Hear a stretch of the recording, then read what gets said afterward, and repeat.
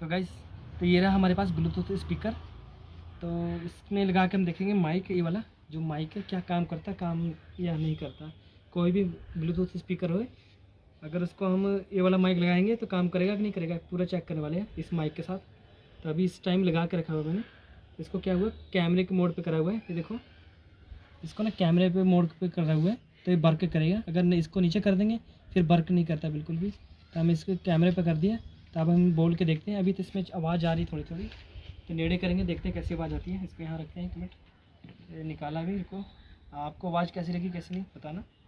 Hello hello hello hello hello आवाज़ कैसी लग रही है आप बताना। इसमें से आ रही है इस टाइम आवाज़, आप सुन सकते हैं। और आवाज़ की जो क्वालिटी है बहुत अच्छी है इसकी।